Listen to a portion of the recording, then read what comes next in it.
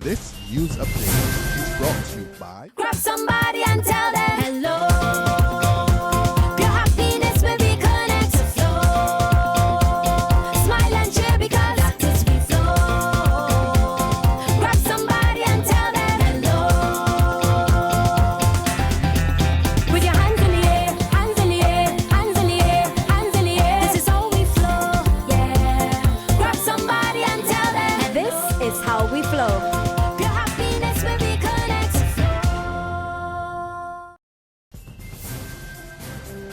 Good morning and welcome to the Barbados Today News Update for Wednesday, October 28th. I'm Fernella Wedderburn. Thanks for joining us.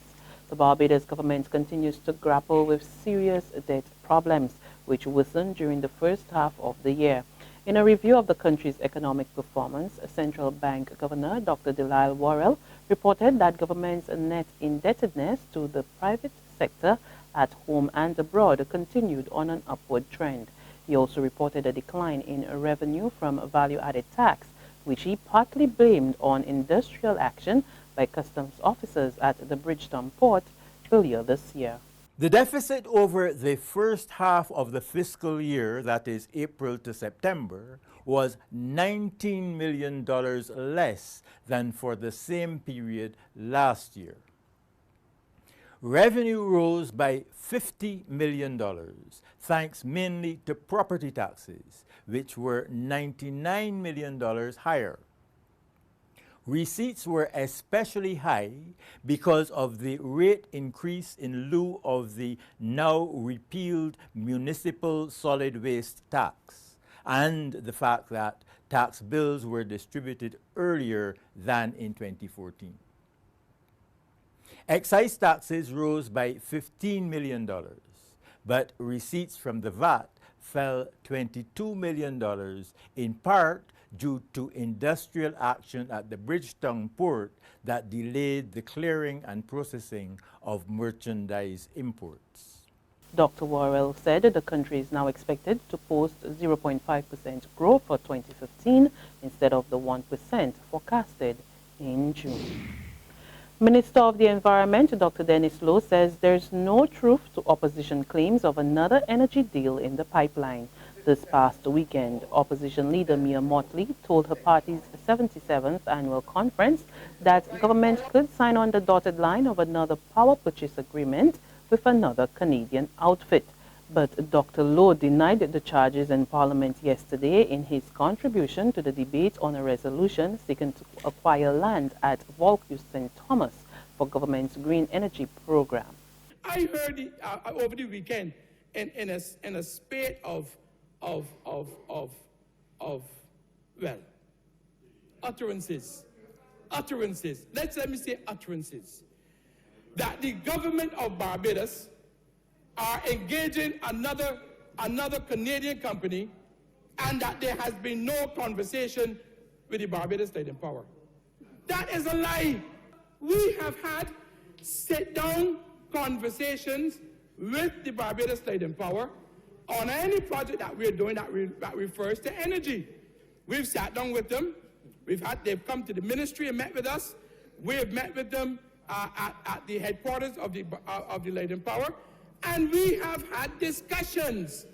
They are on the same page, and any issues that they raise, we have been discussing with our colleagues in the Ministry of Energy, and we've been able to work across the table to come up with a workable plan.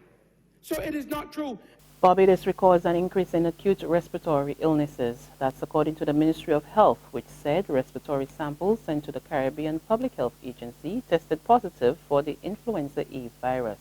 Now it's requesting that people who fall ill with symptoms such as fever, headaches, chills, fatigue, and loss of appetite to limit their contact with other members of the public as much as possible. Still no word from police on the identity of the body discovered at Halton Plantation in St. Philip at the weekend.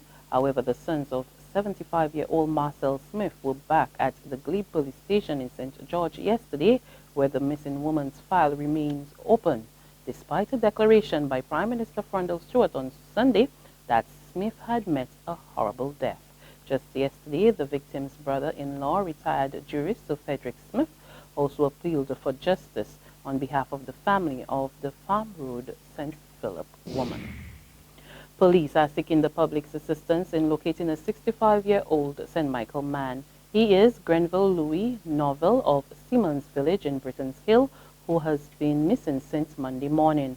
Novell was last seen at the First Caribbean Bank Rendezvous branch at about 8:30 a.m., wearing a red checkered short-sleeve dress shirt, light brown three-quarter cargo pants, and light brown big shoes.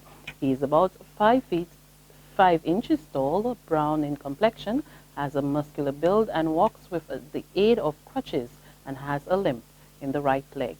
He has gray hair and a small scar above his right eye. Anyone with information on his whereabouts is asked to contact the nearest police station or emergency number 211.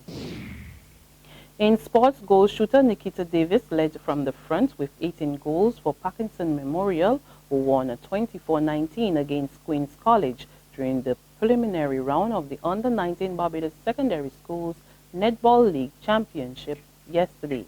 Home court advantage at Husband St. James did not make much of a difference to Queen's College, who tied the first quarter at 4-all, but allowed the visitors with some great passing in the middle to take the advantage in the second and third quarters at 10-6 and 15-12.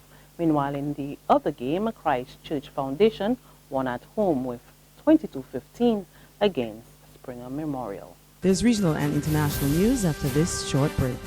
Secure your future, be financially strong. Since 1983, we have been there for you. A smart range of products, great tax benefits. We're the solution to your hopes and your dreams. The Barbados Workers Union Cooperative Credit Union. The Barbados Workers Union Cooperative Credit Union. Humble beginnings to smart loans, smart savings. Save smart and borrow smarter. That's the move for me. Stability, prosperity. We're the solution to your hopes and your dreams. The Barbados Workers Union Cooperative Credit Union. The Barbados Workers Union Cooperative Credit Union. So news from the region now. St. Lucia's water woes are worsening and authorities say they have to continue water rationing, especially in the east and western corridors. Officials also say they will implement an island-wide rationing strategy ahead of the 2016 dry season. More in this HTS News report. The St. Lucia Meteorological Office confirms significantly lower rainfall has been recorded for most of 2015. St. Lucia is in the wet season. However, the steep decline in rainfall, according to the Met Office, will worsen the impact of the next dry season. Officials at the Water and Sewage Company, WASCO, now have to initiate water rationing in areas which typically don't require further supplementation. We have noticed severe decrease in yields, especially on the eastern side of the island, stretching from Barbados going right down to Bellevue Viewfort. There are certain places on the western corridors, so certain small catchment areas that we've also been seeing noticeable reductions in the yields. Now, what this has called for us is for us to do a lot of rationing. And commonly in the rainy season, we hardly did any, but now we have to. Things are very bad, even in Barbados, an area that is known for rain. We actually have to supplement the water supply in Barbados from the with supply from the John Compton Dam. And on the international scene, Iran is likely to be invited for the first time to international talks with the U.S. and Russia over the Syrian conflict. But the U.S. Department spokesman John Kirby said it was unclear if Iran's leaders would attend the talks, which start in Vienna on Thursday. Top envoys from the U.S., Russia, Arab, and European nations are taking part. And finally, a house in the Netherlands caught fire and produced an unexpected fireworks display for onlookers. But it was not all fun, as the house was destroyed in the blaze and 3 people were injured.